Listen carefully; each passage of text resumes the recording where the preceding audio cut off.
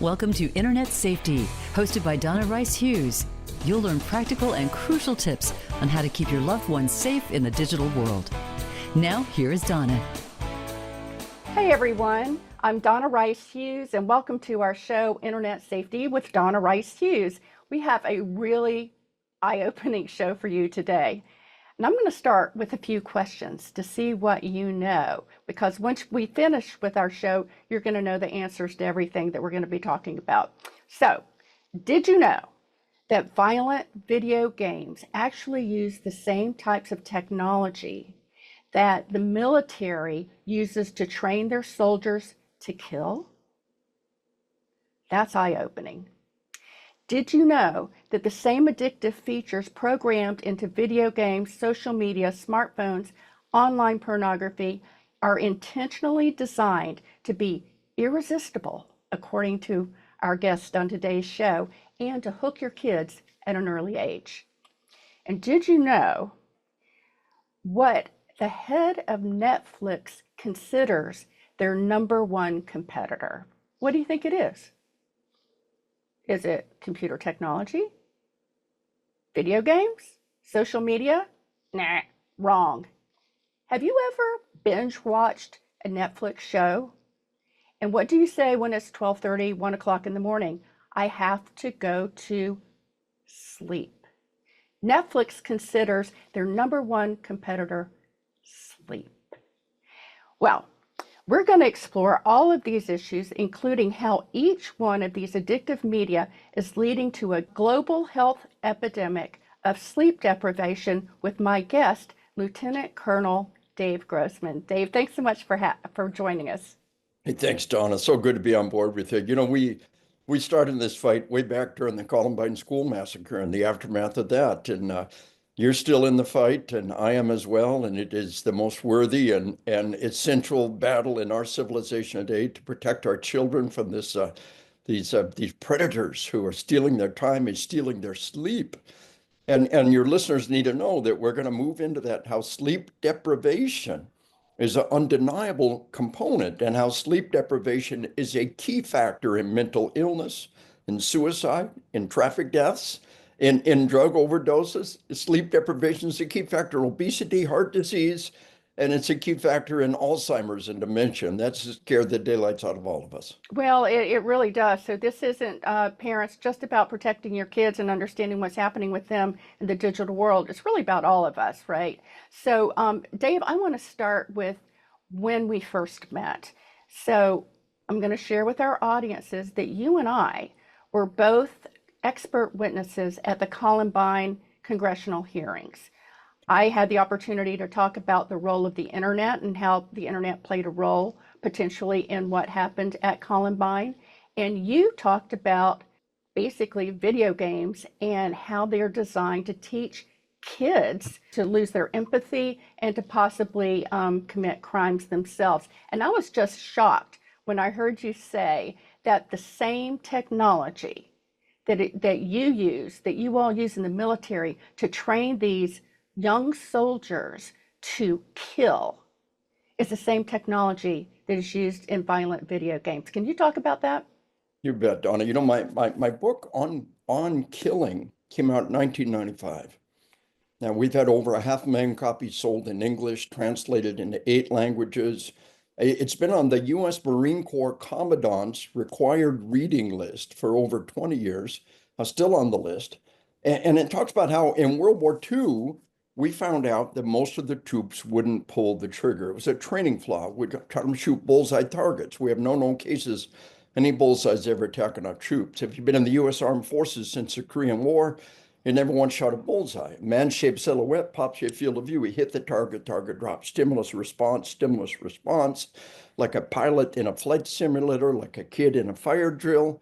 Modern military law enforcement training to adults with discipline makes killing a conditioned response, and it works. And we know it works, and we know the video games can do the same thing to our kids. So the book came out 1995.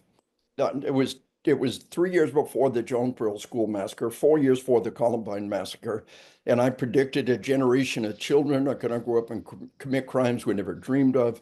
Now here we are, and Donna, these crimes are worldwide.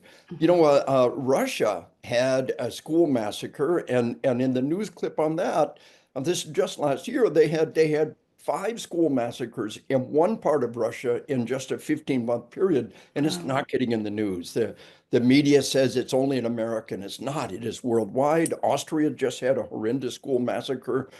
Children are committing crimes as children like we've never seen before in history.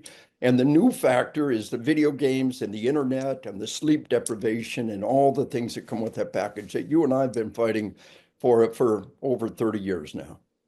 right. Well, you're right, and I this to me is just absolutely astonishing, and I think it should make every parent of kids all over the world stand up and take notice that these games are not just games, right? They are actually programming your kids to think about um, possibly killing, and just I even watch And the term kids. I use is murder simulators. The flight Oh, simulators teach you to fly, the murder simulators teach you to murder. Now, we're a nation of a third of a billion people. If just 1 in a million is pushed over the edge by these murder simulators, that's an extra 300 murders a day. And these people say, "Well, I played those games. I'm not a killer." I say, "Well, when I was a kid, I never buckled my seatbelt. I'm just fine. Nobody buckled my. We're all just fine. But what a stupid risk we took by not mm-hmm, buckling those seatbelts. And today, what a stupid risk we're taking. The follow-on book was really my book, Assassination Generation. We talked about how in 2005, the state of California overwhelmingly voted to regulate children's access to these violent video games. Hollywood said, we're good at this. Silicon Valley said, yes. Arnold Schwarzenegger was governor in 2005, signed the bill limiting children's access to violent video games.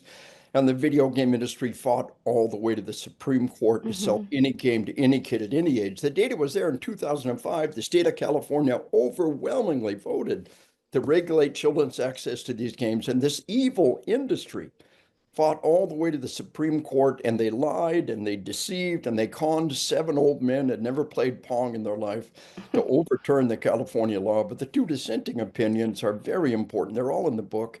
And we don't realize what's been going on with this industry and the research behind it. Well, yeah, thanks for sharing that. And I jumped so much, I got right into the violent video games. I didn't even tell our audiences about your incredible bio. So let me just back up just a minute here. You were a retired Army Ranger, paratrooper, former West Point psychology professor, author of 16 books. You've mentioned a couple of them. President Clinton cited your research in a national address after Columbine, and you served on President Trump's roundtable on violent video games. So clearly, you know what you're doing here, and you know what you're talking about. And so I want to just go back here to the Supreme Court case. So that was overturned. So the California law was never put into place. Have there been, to your knowledge, any other state laws or even attempts at a federal law I'm not aware of that have tried to do the same thing, to try to bring some type of regulation to this video game Right. industry?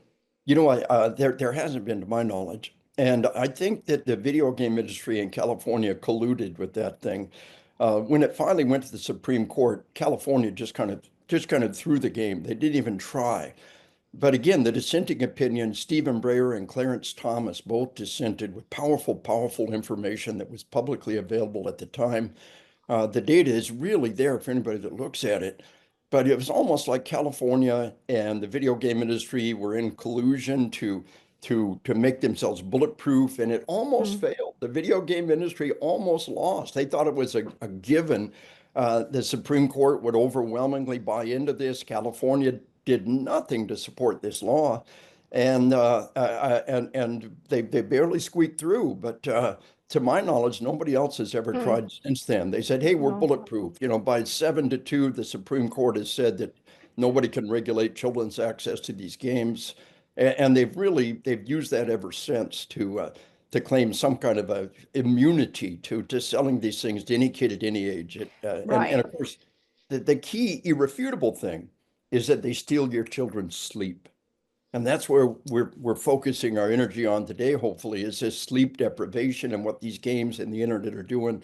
Irrefutably, the harm taking your children's sleep, these addictive, irresistible, attractive, Hmm. desirable products and they fought, where you cross the line to evil is to sell addictive substances to children and to Right. fight all the way to the Supreme Court to do it. Well, and of course we saw what happened with the big tobacco industry, and one of our sayings that enough is enough is treat big tech like big tobacco. We Yes. now know there's enough research, whether it's on gaming. I mean, there's literally a mental illness termed gaming disorder now. We know that social media is leading to incredible incidences of depression, Yeah. suicide, anxiety. It's Yeah. highly addictive. We know that pornography is addictive. It is Right. a toxic, addictive substance. And all these industries are doing the same thing. Yes. They're intentionally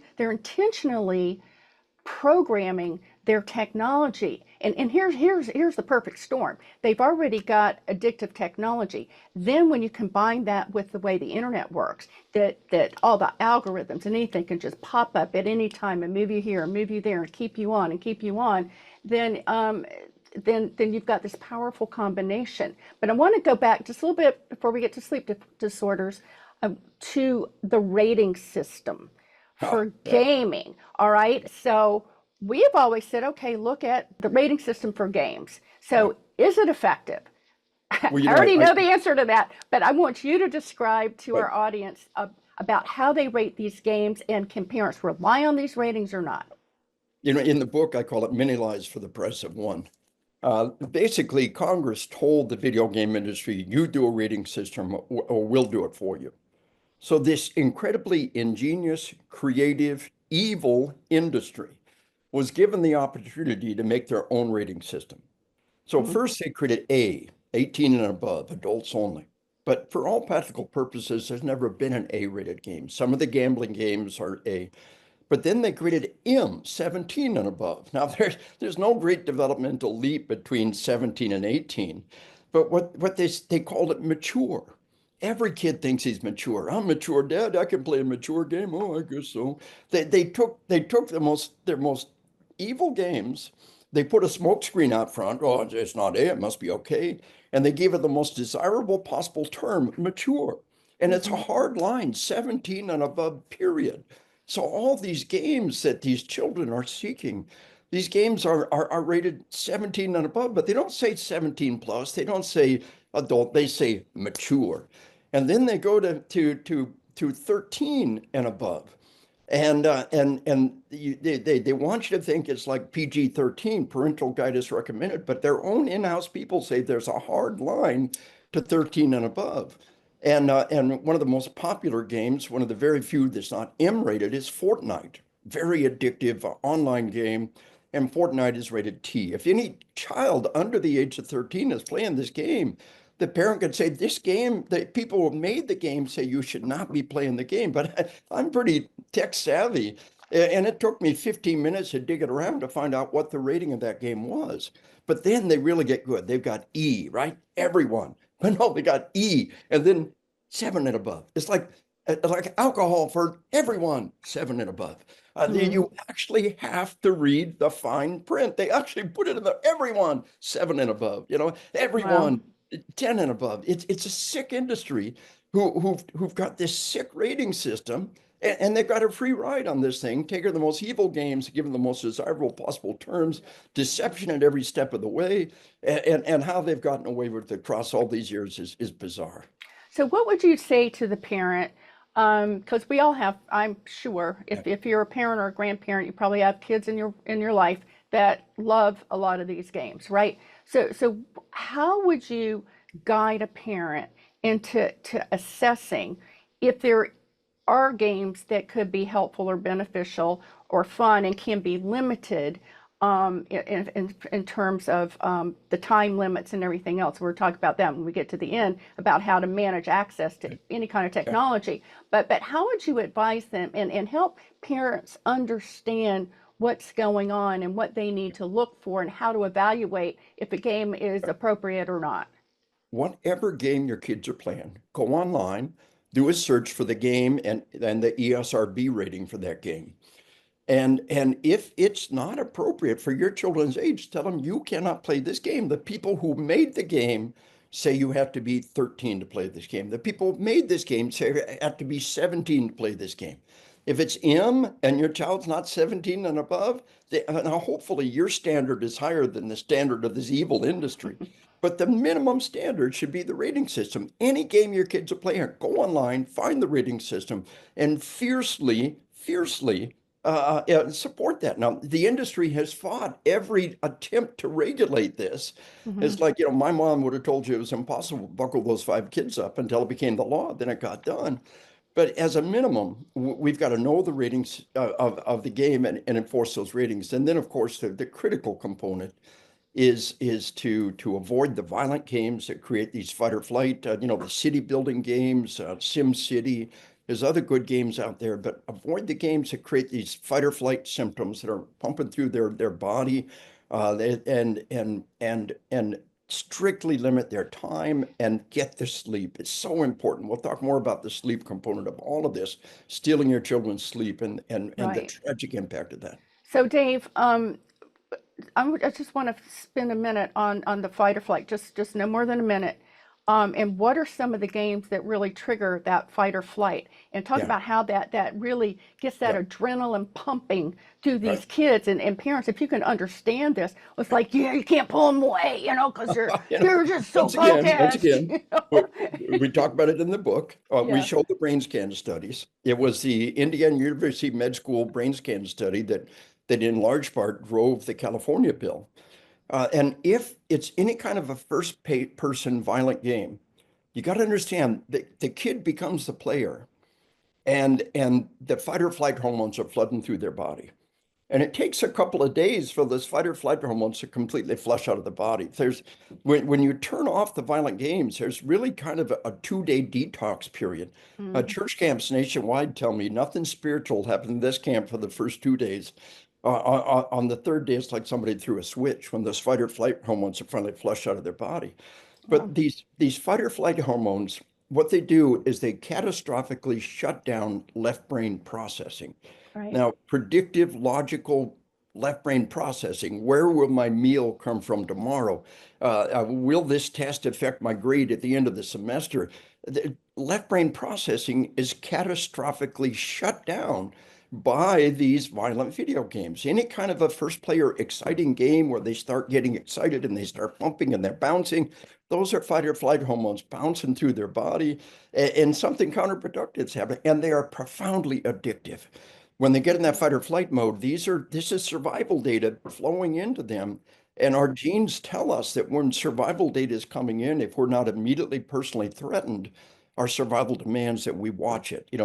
On a playground, draw every kid like a magnet, a fight. On the highway, the one thing that slow everybody down is a traffic wreck. We're biologically primed to seek data about violence because that's survival data.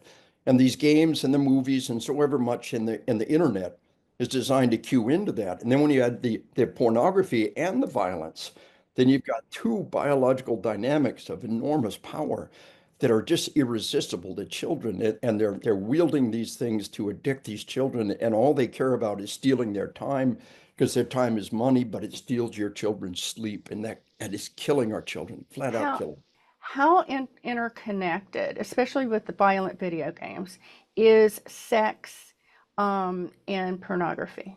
All right. As an organism, as a biological organism, the human body is not interested in sex until puberty kicks in. Prior to sex, the organism is driven by one thing, survival. And so that's where the violent visual imagery, but children who are 2, 3, 4, 5, 6 years old, the violent imagery draws them in like a magnet. Once puberty kicks in, it's not good for little ones to watch pornography, but they're not interested. They're not drawn to it. And it's not good. But when they hit puberty, boom, they're riveted to it. They're biological primed to seek that.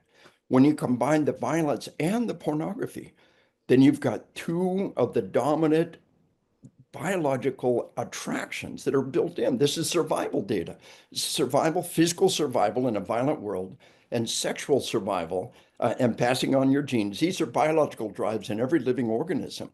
And this is what the porn and the video game industry and the violent movies and the other dynamics are feeding on. And when they feed that to children, that is terribly harmful and destructive. Yeah. Well, this is certainly alarming, and I don't know if you want to call out any particular games that you consider to be just don't go there games in terms of their violence for parents. But if you do, I'll give you, just a few seconds to say that, and then I want to get into social media and online streaming and the rest of it, and then we'll get to sleep Probably the most deprivation. the most addictive one in so many ways is the game Fortnite. And it's become terribly seductive, and it's rated T, 13 and above. Mm-hmm. But it is filled with violence. You play a character, your character dies, you kill other characters. It's not in vivid depictions. It doesn't have a whole lot of sex. And so they managed to squeak under the M rating with this thing, but it's having the exact same impact of this violent dynamic and this attractive dynamic. Once you move to the M rating, then sex is inserted in there throughout the process, and those are combined in a toxic component. But as I said, that the fight or flight hormones, your body's locked into it, and that's where it steals your sleep. Mm-hmm. And that's the factor on suicide and traffic deaths and drug overdoses and major killers of our kids. Okay, so we're going to move to some other types of media. Okay, if we put all this under digital media, parents, hopefully that'll help you kind of have this umbrella idea of where we're going with this Yes. podcast. All right, so now you've got social media. All right, we know we've done many podcasts on this, how the social media big tech companies are basically programming their algorithms to keep kids hooked and to keep them going and keep them scrolling and keep them looking for likes. And I mean, I've even found myself I might be looking at a design magazine or fashion, and before I know it I was like, whoa, I just wasted 30 minutes here. It was crazy, right? And so we see the same thing in social media, in smartphones, in texting, all of this. Can you kind of make the leap here of how these technologies are being designed and what parents need to be aware of? Because I'm sure any parent with a kid who's using any of this technology, you already know how enticing and potentially addictive it is. And it is addictive. So Dave, Yeah. back to you. And every living organism has two draws, right? Survival and reproduction. But what makes us unique is that we have a third draw, which is social survival.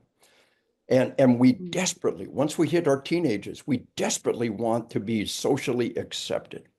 There's a biological need to be part of a larger organism. In our social group, if you're outcast from your social group, then that's biological destruction. Both you don't pass on your genes and you don't survive. And so what we're doing is we're tapping into the third powerful dynamic in puberty, which is this group dynamic, this need to be socially accepted, this powerful drive. And what the video games and the social media is doing is feeding into that in such a toxic, corrosive, and destructive way. Mm. Yeah, that's fascinating. So you've talked about three needs, right? The need to procreate and pass on your genes, to survive in a fight or flight situation. Then, of course, you want socialization, right? And the importance of socialization and being accepted. And then, of course, you've got the peer pressure, which is another piece of that. And it's really on steroids online, right? Who's got the most likes or who's got the most followers, or then you've got the bullying factor and everything.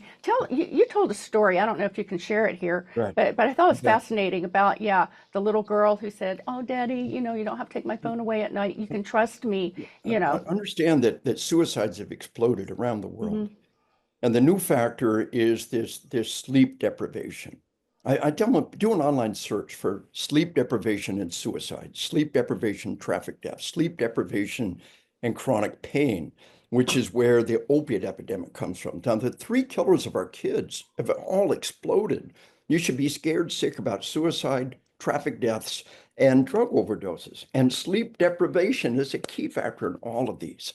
And of course, the head of Netflix said our competitor is sleep. He doesn't care that he's killing people. He just wants to steal your sleep. So being sleep deprived is just like being drunk. And it takes away your inhibitions. So Mm. right now, it's physically impossible for you to take your life. Every living organism is a powerful drive to self-preservation. But when you're drunk, it inhibits that drive to self-preservation and suicide becomes possible. But sleep deprivation is doing the exact same thing. Mm. And I lost a little brother to suicide. I've lost two nephews to suicide. A Mm. West Point psych professor. I studied suicide intensely. It enrages me that until the last decade, I didn't know about the link between sleep deprivation and suicide. Not only is it a key factor, it's the most remediable factor. We can't do much about your relationships, your finances, but we get some sleep right stinking now. You should be scared sick about suicide. It's exploded. And here's parenting 101 for the 21st century. When you send your kid to bed at night, take their cell phone away from them. Teenagers, Please. 10, 11, 12-year-old girls, teenage suicide rate tripled per capita. So a father, I was training a law enforcement audience, and a cop came up to me and said, I had one of those teenagers. He said she was a good girl. She was an A student. She said, Dad, it's embarrassing. You don't have to take my cell phone every night. Family policy, good policy. Cell phone, the charger, you go to bed. You don't have to take my phone every night. You can trust me. It's embarrassing. He said, okay, I trust you. Keep your phone. He said, a little Mm. while later, she took her life. He said, my little girl took her life. He said, we never knew the hell she was living in until we looked at the text messages on her cell phone. He said, night after night of ceaseless, relentless, vicious bullying. He said they were taking turns. They were tag teammates. They were working shifts all night long. And you can't just ignore that. See, we're not wired that way to just turn it off and ignore it. We're not Mhm. wired that way. He said it was heart-rending, see her up all night long, night after night, trying to defend herself, trying to find somebody Mm. to stand up for her. He said, I immediately understood my little girl was bullied to death. What I didn't understand until now, she was sleep deprived, Mhm. tormented, and bullied to death in front of my eyes, and I let it happen. He Mm. said, I can't ignore that text message in the middle of the night. How can we expect our kids to? He said, the one thing on earth I could have done for my little girl was take her phone every night and let her turn off all the bad stuff in this world. So who's going to be your mommy? Who's going to make you get that Mm. sleep? And again, suicides, traffic deaths, and drug overdoses have exploded. They're major, major causes of deaths of our children. And the primary thing that you can do is to make sure your kids get a good night's sleep.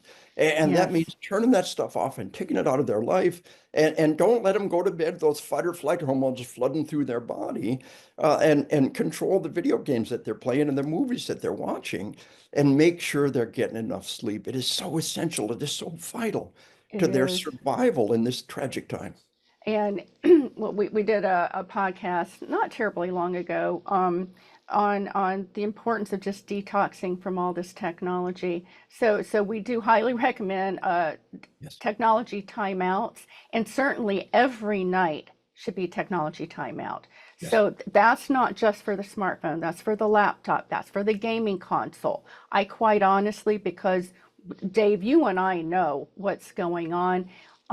If you've got young kids and you haven't started introducing some technology, please don't introduce it to them in their rooms. Oh, Let yes. them use the technology in public areas of the house. This is when I started in 1994, that was the top rule. In a public area of the house, that was before mobile technology. Now they can take it with them wherever they go. Say no, the bedroom is the place for sleep and for rest and for reading.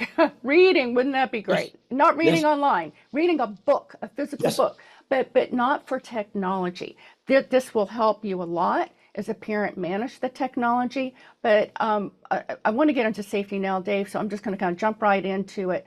At Enough is Enough, we highly encourage parents to implement practical tools to protect their kids that are not technical. And then we also recommend technical tools. So some Right. of the practical tools is the one I just said. Don't allow these technologies in the bedroom. All right. And have regular, when I say regular, I mean daily conversations with your kids about what they're doing online, how they're using the technology, and not in a investigative parent way, but just come alongside of them so that you're that trusted adult that they can talk to. And but then the technology tools, this is why we call it rules and tools, are the tech companies, they do a lot of stuff we don't like, but they do have some tools out there that many of them work. One is turning on the time controls. So whether it's a gaming device, a smartphone, a laptop, you can set times that your kids can use that technology. And that's it. That's their window. And you explain it to them and you set their technologies that way. You can set different time limits for each kid in your home and turn on the filters, turn on the monitoring technology, turn on all these technologies. It's so important. Dave, what would you add to that? I spoke to a East Texas School Safety Summit recently. I do a lot of presentation on school safety. So we're going to talk about how to protect your school from homicides, but odds are good you haven't had a kid murdered, but you've got mental illness. Look at the link between sleep deprivation and mental illness. One night without sleep, and almost anybody is mentally ill. On the third night without sleep, you are psychotic. Any graduate of Army Ranger School or SEER School will tell you about hallucinations. On the third or fourth day without sleep, you're flat out psychotic. The link between sleep deprivation, mental illness, sleep deprivation, suicide, traffic deaths, obesity, it's overwhelming. And so I said, you want to walk out that door and save a kid's life? Focus on sleep management and sleep hygiene. When my second grade teacher told us cigarettes kill people, I went home and hid my dad's cigarette. And that generation grew up and leashed in the tobacco industry. So you want to save a kid's life? What can we do about mental illness? Sleep. What do we do about suicides and traffic deaths and obesity? Sleep. So here's just three things. Number one, the amount of hours that your child needs at that age. Just do an online search for the number of hours sleep my child needs. It's right there. Boom, boom, boom. We don't have the time to break it out right now. But the amount of hours a kid needs, and the teacher can do that. Look, at your age, you need 11 hours of sleep. So here's your wake up time. Count back 11 hours. Here's when you go to bed. Number two, sleep in the dark. We're designed to sleep in total darkness. Make the room as dark as possible. But number three, shut down caffeine shortly after lunch. Those mega doses, we're in the middle of a caffeine addiction being fed to children. Another industry, they're pumping this thing to our children. Shut down caffeine shortly after lunch. That's stopping you from getting that deep cycle sleep, getting that quality sleep. Just three things: the number of hours a kid needs, sleep in the dark, shut off caffeine after lunch. There's many more factors in the equation.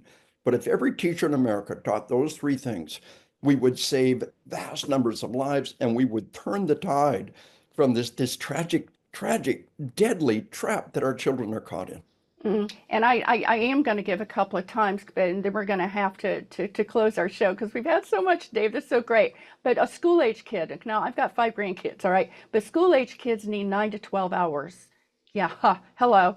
Yes. Teens need 8 to 10 hours. So Okay. so we already know right there with their schedules and their athletics and their everything. They keep these kids going all day, all night, all night. Are they getting enough sleep? Parents, check that out and see. Look at this. And like Dave said, you can go and find this information online. So, Dave, we're going to wrap here. I wish we had a lot more time. We'll have to do another podcast. But I want to let our viewers know about some safety guides that Enough is Enough put together. And since we've been focused a lot on online gaming, I'm going to show you the online gaming guide. So this basically what we did, we went through some of the popular games. And then if you go to the back of this, and this is online, you can get it at enough.org or internetsafety101.org.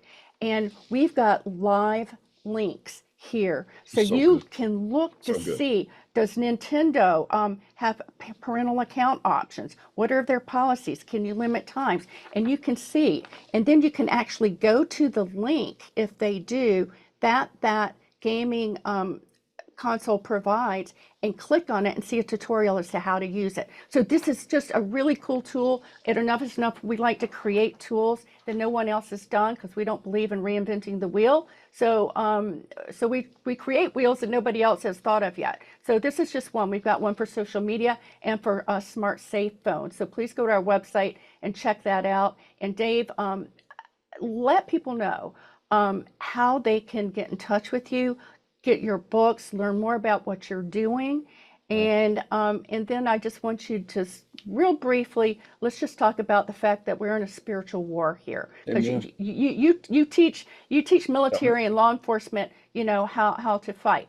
And Yeah. so how can parents fight and understand the spiritual aspects of this and fight in prayer for their kids? First off, my website is grossmanontruth.com. The truth on killing, the truth on combat, grossmanontruth.com. But I also have, as you know, I've got several books that are Marine Corps Commandant's required reading list. I've got their book on spiritual combat. We're in the middle of a spiritual battle.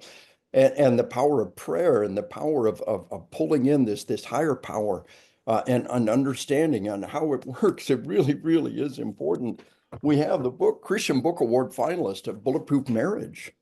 And we just sent to the publisher my 17th book, Bulletproof Family, will be coming out soon. But this Bulletproof Marriage, 90-day devotional, sheepdog and spouse, and anybody who knows a wolf is out there as a sheepdog. And you, Donna, you put the she in sheepdog. You are a sheepdog. And it's such an honor to be able to work with you and the great deeds that you've done across all these years together. God bless you, and God bless them. Thank you, Dave. Thank you so much for joining us. And everyone, I hope you'll go to Dave's website, get his books. He's just, as you can tell, he has a world of expertise in the areas that we've been talking about. And, he loves your family and your kids just like I do. And we want them to be safe. And we're here to educate, equip, and empower you. So please go to our website at internetsafety101.org.